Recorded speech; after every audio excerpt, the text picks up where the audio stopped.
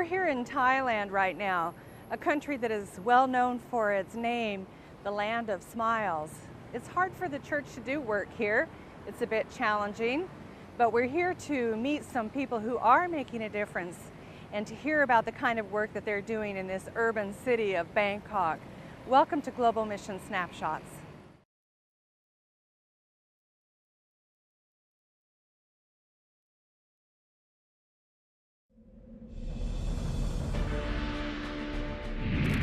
Just before he went up to heaven, Jesus gave us a command.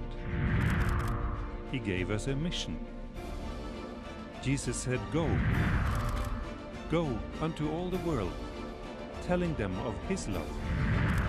This is our mission. This is our global mission.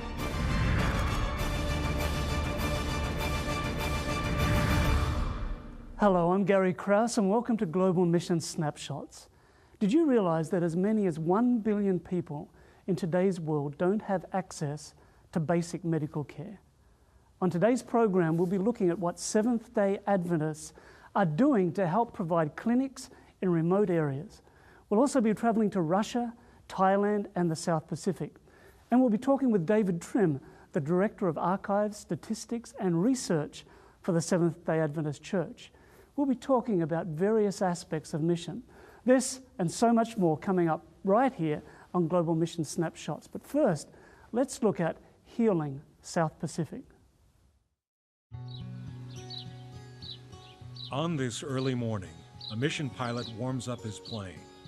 He is preparing for the day. As he flies over some of the most remote jungles of Papua New Guinea, he prays for the great need in this region.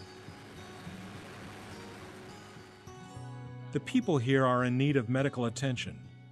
As the pilot approaches a village, he knows that God is working here.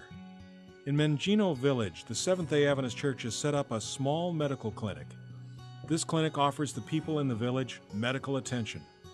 The people here constantly struggle with such things as malaria, broken bones, the flu, and pregnancies.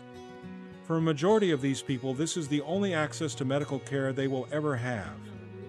You can begin to see the importance of this service.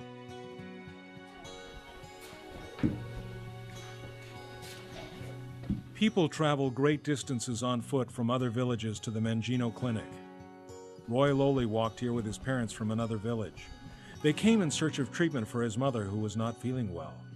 After trekking for hours through the jungle to get here, this family is very appreciative of the work being done and hopes for a clinic in their village someday. We have privilege to have the SDA mission to come up here and then set this hospital so that all the people located around the bush places like here, we usually come and take the medicine here for our treatment, yes. As the mission pilot prepares to leave, he sees firsthand the work that God is doing here. These clinics are an opportunity for the people in the village to see Jesus. The work here is plentiful, and the Mengino Clinic struggles to tend to the high demand of those seeking medical attention. The Mengino Clinic is just one example of the clinics throughout the South Pacific region. Other clinics in Papua New Guinea and the small island of Tanna face the same challenge every day. As you can see, this is a big challenge here. This quarter, a portion of your 13th Sabbath offering will go to help build remote medical clinics in areas where people are in great need. These clinics will help hundreds of people throughout the South Pacific region. Please pray for the work being done here, and thank you for your support of mission.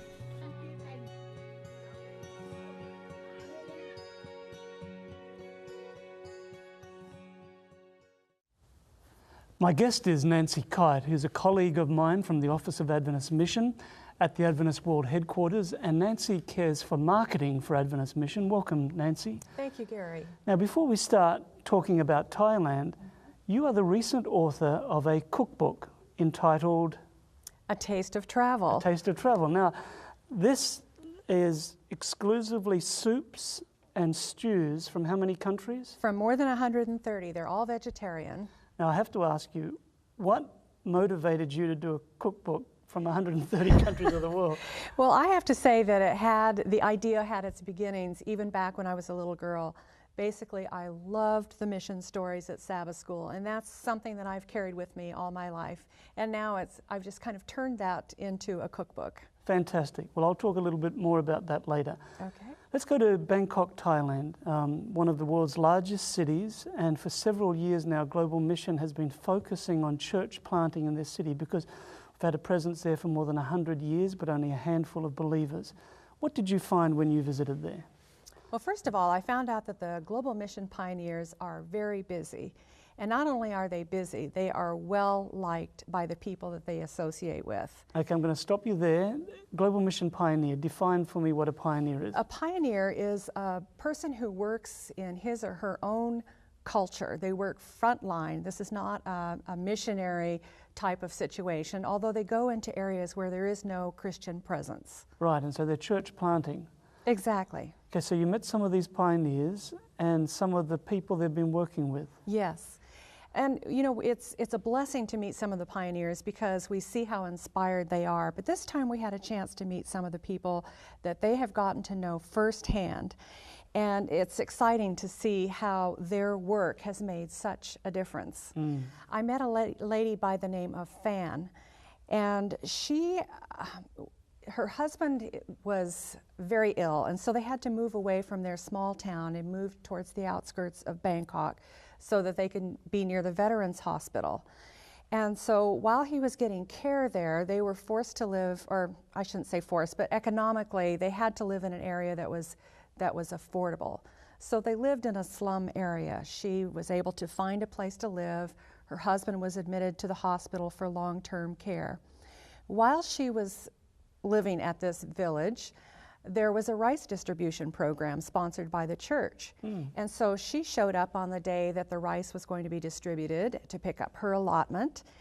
And there on the table, alongside the rice, she spotted a picture. It was a picture of the Ten Commandments, Moses receiving the Ten Commandments.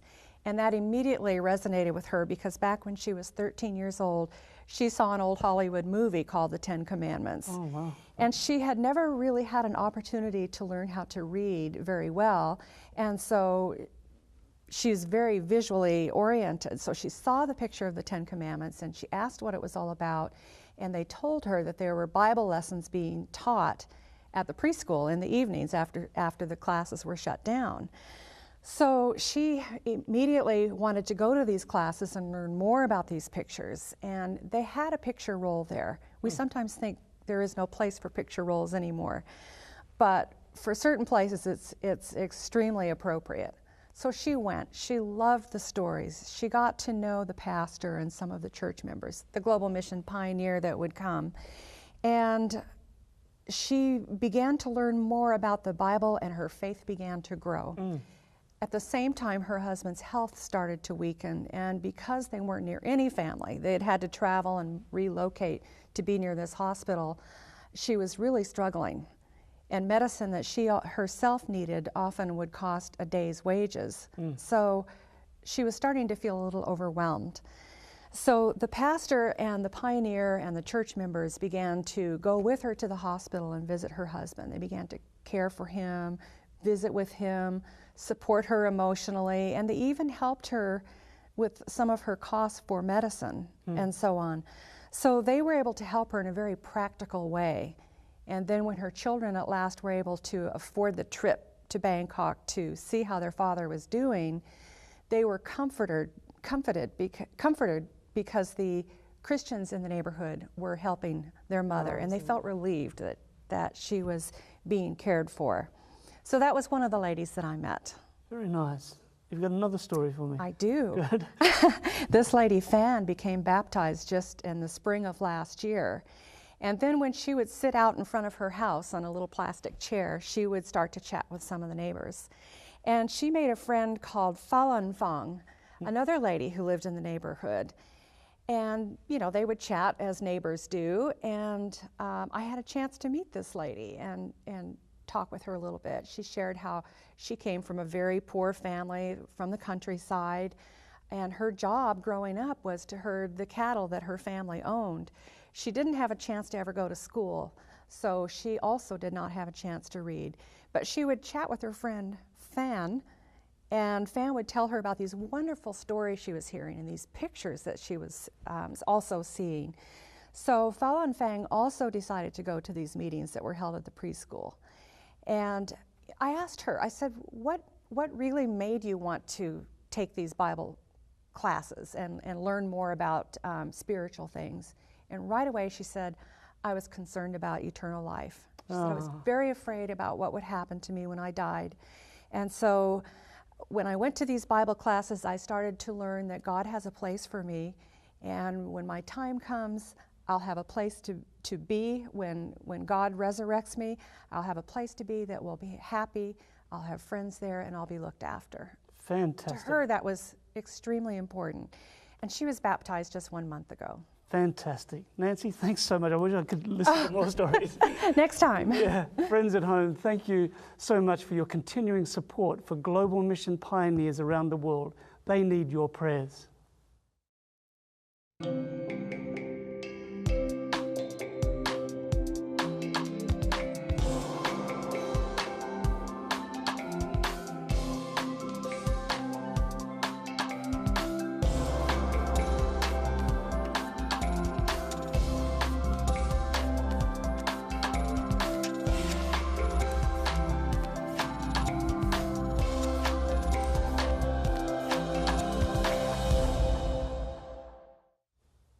My guest is Dr. David Trim, an historian who is the Director of Archives, Statistics and Research for the Seventh-day Adventist Church based at the World Headquarters in Washington, D.C. Dr. Trim, thank you very much for joining me. It's a pleasure to be with you again, Gary. Today we're going to be talking about the Middle East. Yes. Now, the Seventh-day Adventist Church has had a presence there for how long? The first missionaries are there in 1879. They leave in 1882 and don't go back again until about 1890. But so we've had roughly 120 years of constant presence in the Middle East, and sadly, we don't have a huge amount at the end to show for that. We own quite a lot of property and have quite a number of buildings.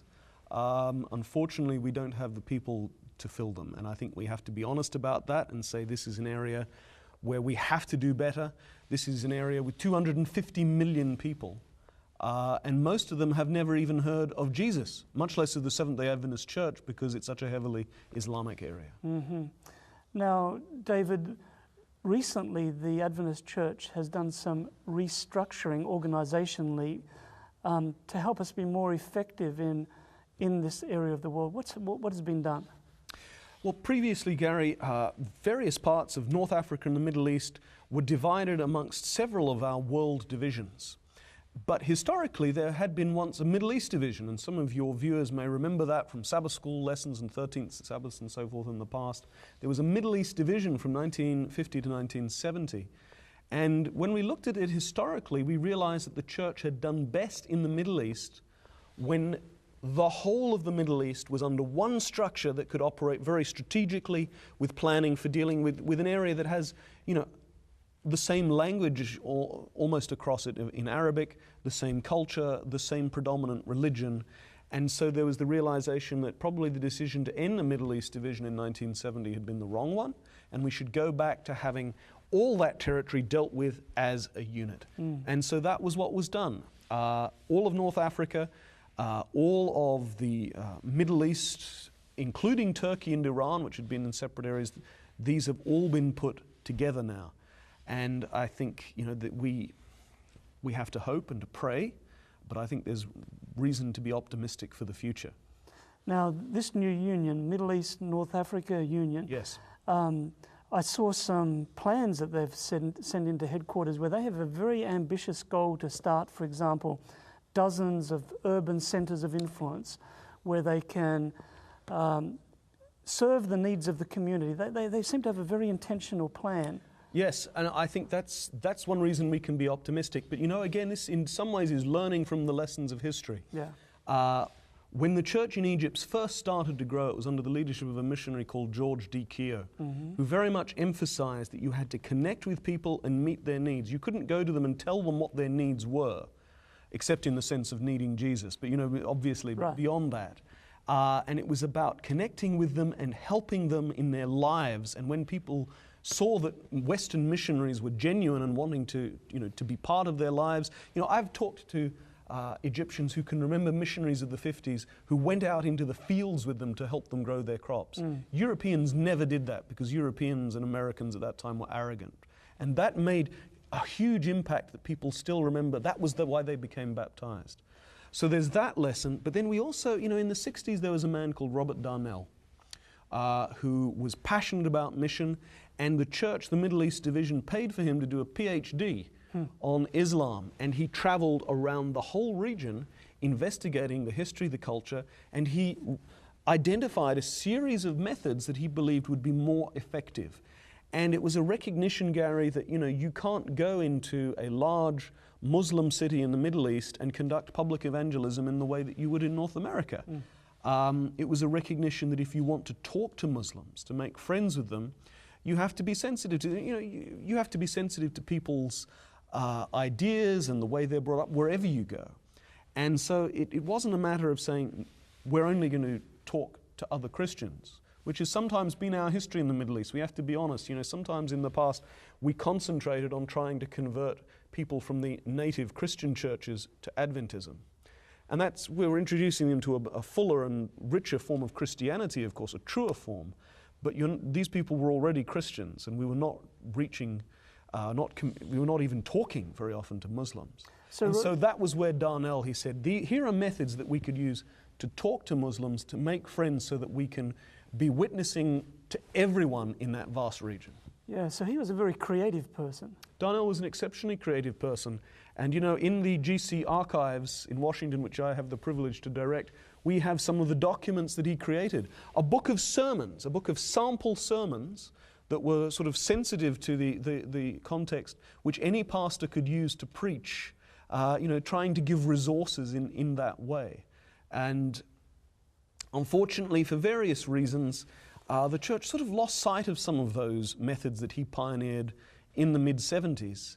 And I think it's really fruitful that we're re-engaging with that and rediscovering it. Yeah, I think when we look at the Global Mission Study Centers today, I think they've inherited some of that tradition of local contextualization, talking to people in their language. I think that's right, Gary, and you can trace that very directly in that Darnell certainly knew and influenced men like Borger-Schantz and Gerald Whitehouse and so forth, who were directors of the Center for Islamic Studies that was founded. But I think you're right, there's a wider inheritance as well of that concept. In some parts of the world, you can just stand up the front and preach at people, and in other places, that isn't going to work. So you don't give up, though. You find ways of talking to people, connecting with them, and telling them about Jesus Christ. David, thank you so much. It's a pleasure, Gary. I wish we had a lot more time to talk to Dr. Trim, but our history as Seventh-day Adventists is very rich. We draw from the tradition of Christianity in general, plus our own particular history, and we pray that God will continue to give us fresh methods to touch people for Him.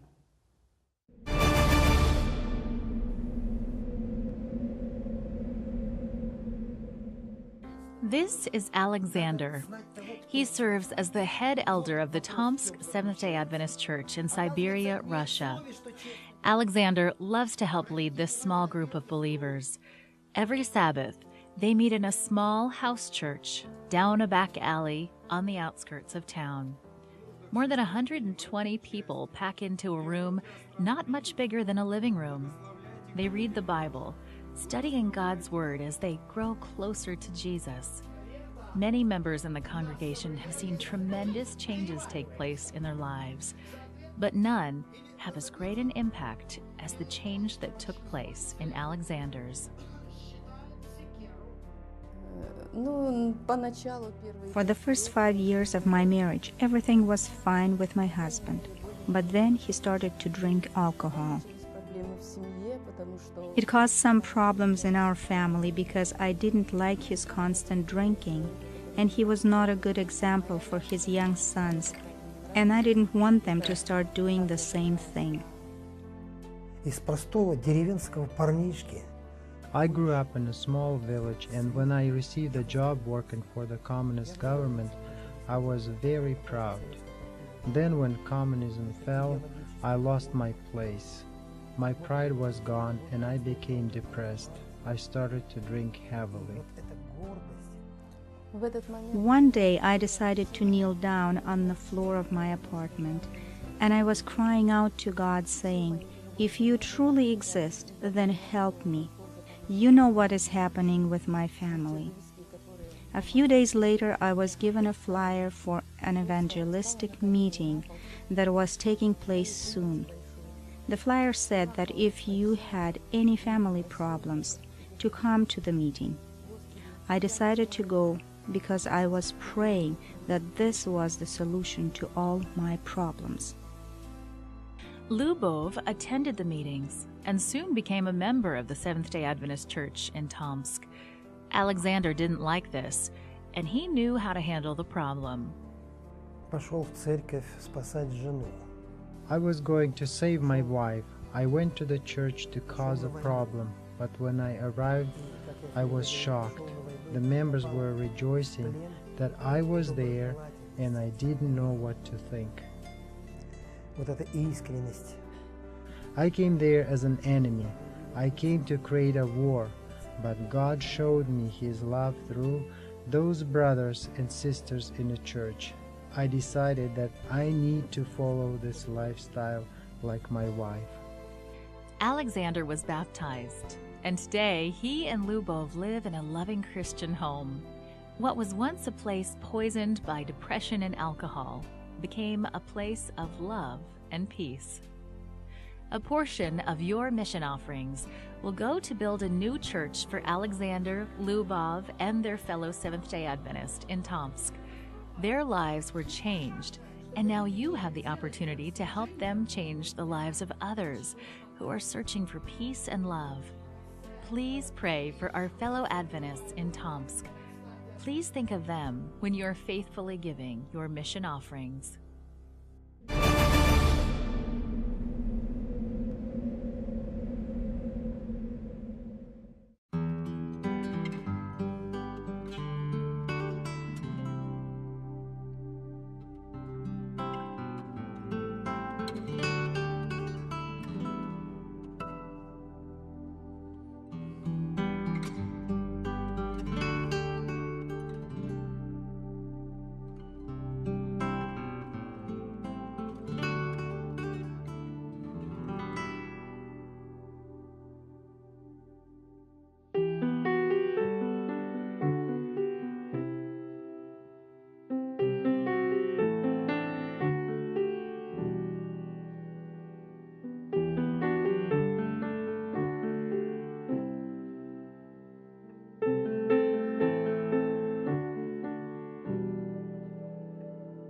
Trust in the Lord with all your heart.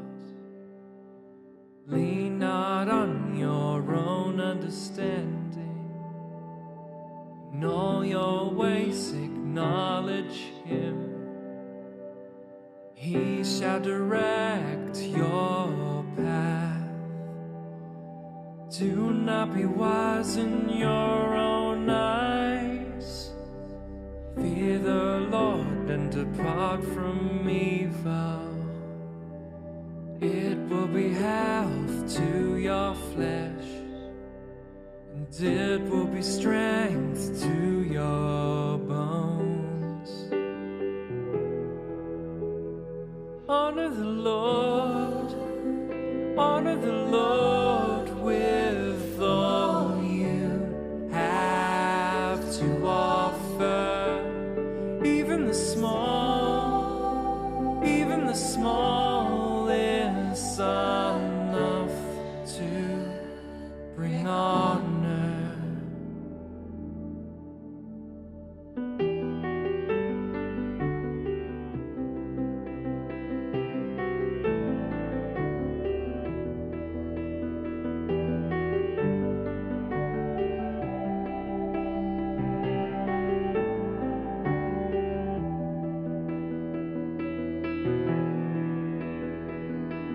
Trust in the Lord with all your heart, and lean not on your own understanding. In all your ways acknowledge Him, and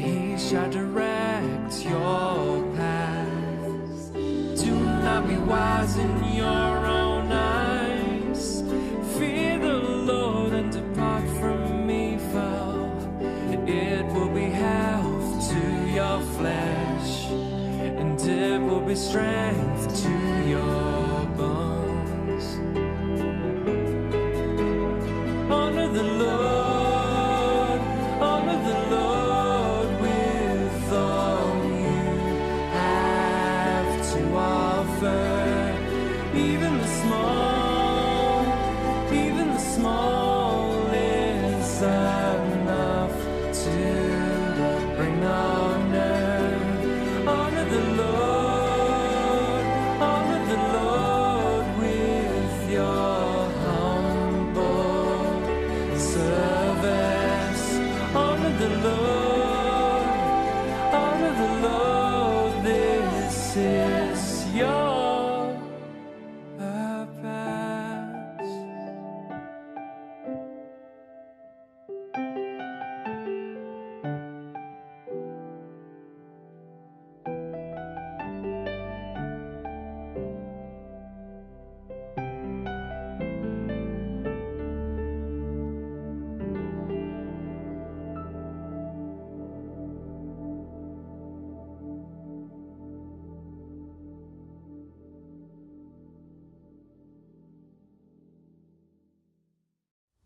Well, I hope you've enjoyed the program today. One of our guests, Nancy Kyte, recently wrote a cookbook entitled A Taste of Travel. It's a beautifully illustrated book, and it features soups and stews from more than 130 countries. And Nancy and her husband personally taste tested each one of the recipes. Many of them are exotic sounding, like sweet mango soup from Jamaica, tomato basil soup from Latvia, and sweet potato stew from Guyana. Today we have a special offer on this program. We suspect that our viewers love mission, and they love the different peoples, cultures, and places from around the world. And so, if you live in North America, we'd like to send you a free copy of this cookbook. Simply call our toll-free number 1-800-648-5824 or visit our website adventistmission.org and ask for your copy of A Taste of Travel. And if you can't remember that name, just say The Soup Cookbook. Supplies are limited. This book is completely free, but if you want to include a donation, we'd be happy to receive it. Don't forget to clearly state your name and address, and we'll send you a copy while supplies last. Well, thank you so much for joining us today, and a special thank you to those who call us or go online to financially support global mission around the world. You are helping make a difference in helping reach the unreached with hope. Until next time, I'm Gary Krause for Adventist Mission. God bless.